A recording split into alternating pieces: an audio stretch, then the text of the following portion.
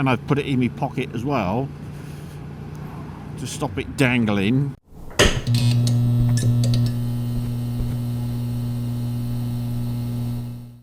Why, hello! How the devil are we? Good. Well, it's -2 degrees. It's dry.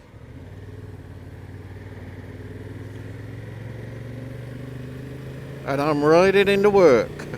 Why? Why, I might hear you ask. And there's a very simple answer to that. Because I can. And, well, yeah, and I am trying out my new Keis heated jacket, which is currently plumbed into me straight off the battery.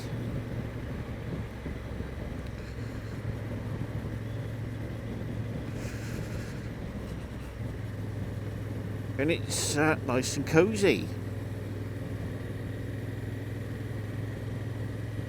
So I thought I'd better try it. What better day to try it than when it's a bit chilly, eh?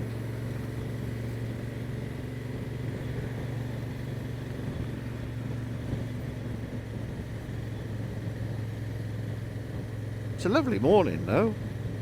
Now, in addition to the jacket, I will have the gloves soon,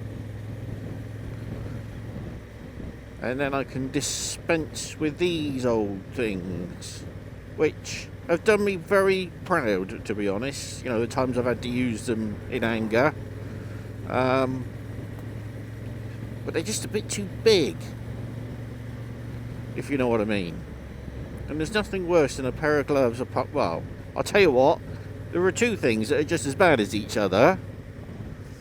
A pair of gloves that are a little bit too big and a pair of gloves that are a little bit too small. Neither's ideal, is it?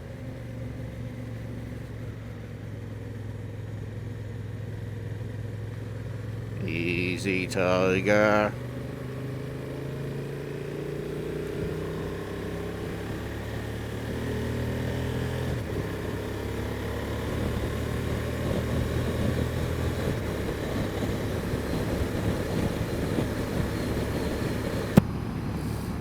Button up.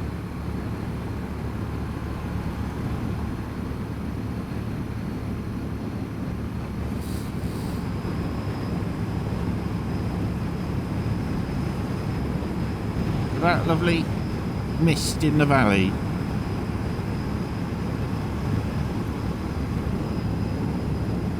That's what's nice about this time of year. So what made me buy a very expensive heated underjacket? Well, I don't need to tell you that not only is it just a matter of luxury,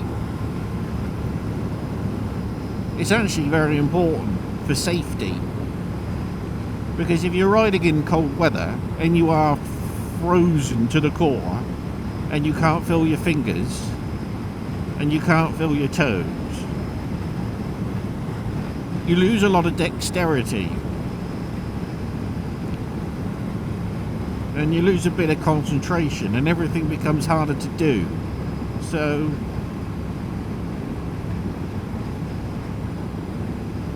the warmer you are, I think just the safer it is from that point of view. Now, of course, one of the things you've got to remember with wired-in clothing is you've got to remember to unplug it when you get off. Now, I've been assured that they just go ping and unplug anyway.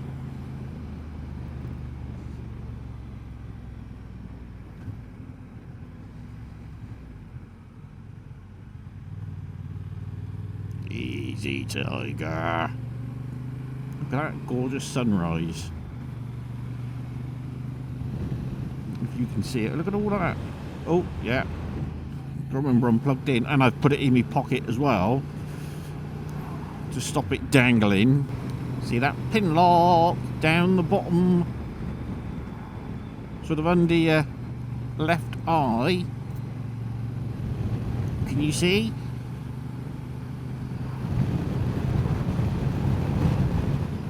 Bloody thing. The new one arrived.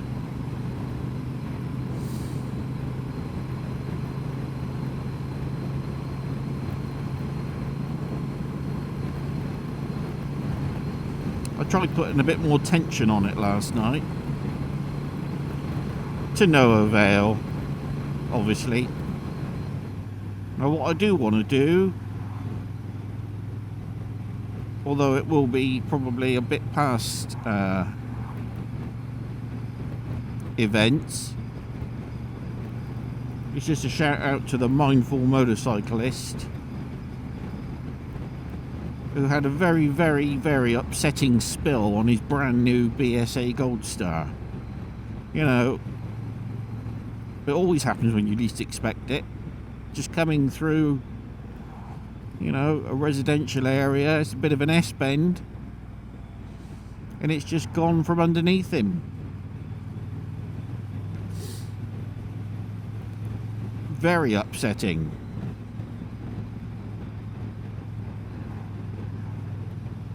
I mean, as always, and it's cliched, isn't it? As long as you're alright.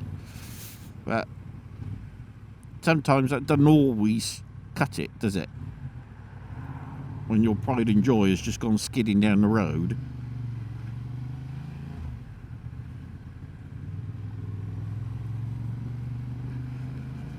I mean, fortunately his tank's alright, but the exhaust took a beating.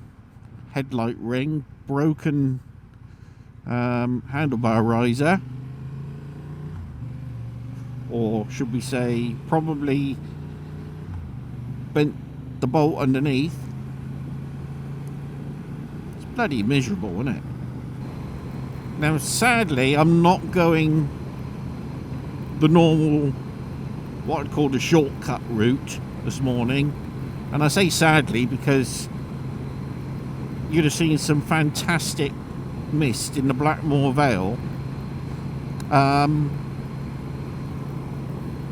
But given that it's like -2 or hovering around -1 about now, I reckon, I don't know, because that's one thing that Honda decided not to give us, which was an external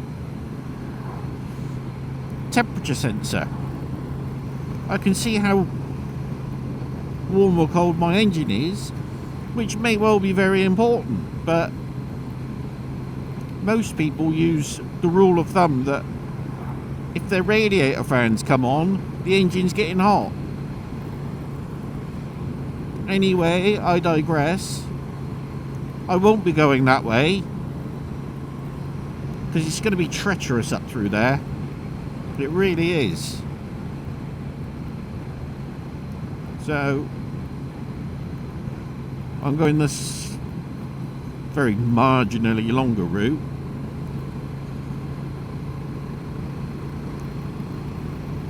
So I should be going up Tuma Hill, which is here.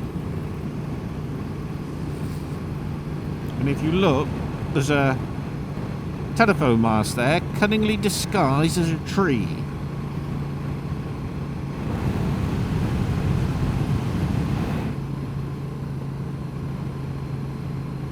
Yeah, this pin lock's not working.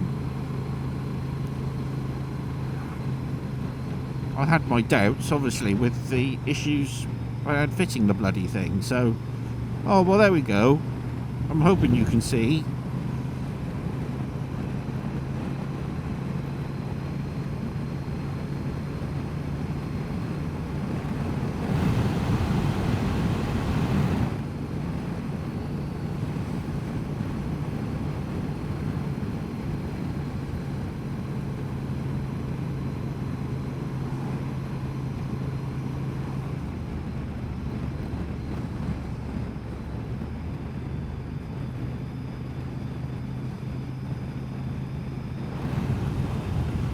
Look at it.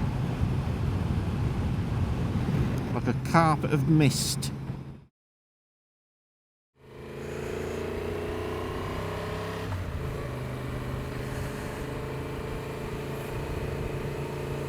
Oh, I've switched it on. Silly sod. Silly, silly sod.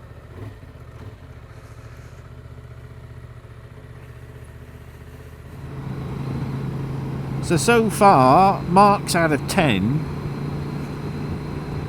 for the Keis heated jacket. I think it's going to be about 10.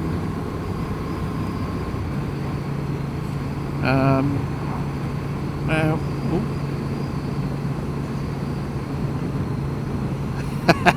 you see, this is the trouble. I'm trying to find the.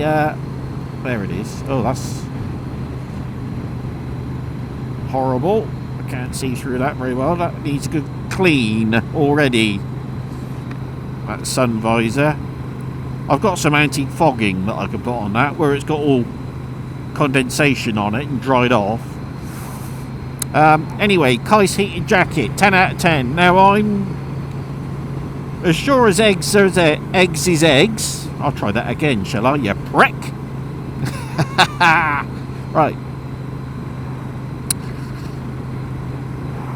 So, with a 10 out of 10 for the heated jacket, as sure as eggs is eggs, there'll be plenty of people. You don't need heated clothing, blah blah blah blah blah blah blah blah blah blah. Yeah, well, I can tell you what. Back in the day when I used to have to commute all year round on a motorcycle, no matter what the weather was doing, no matter how bloody cold it was, oh shit, be careful. I can tell you what,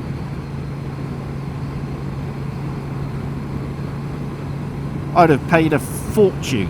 I'd have paid a king's ransom for heated gloves and a heated jacket then, rather than stuffing newspaper down the front of my jacket.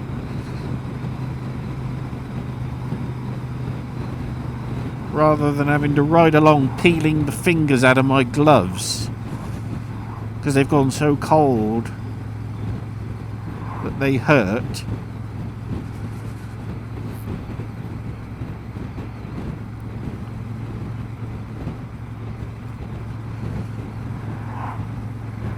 So, bottom line is, you don't have to buy heated clothing if you don't want heated clothing.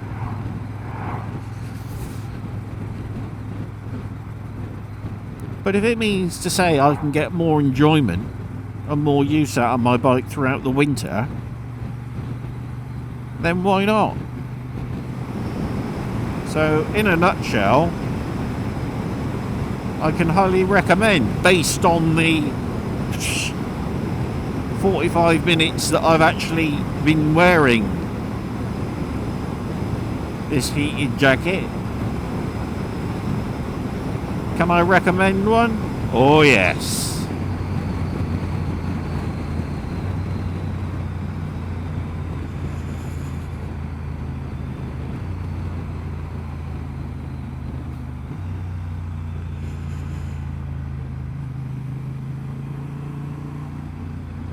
Well, I will say, briefly, before I go, a quick shifter downshift is very sexy. Brrr, brrr.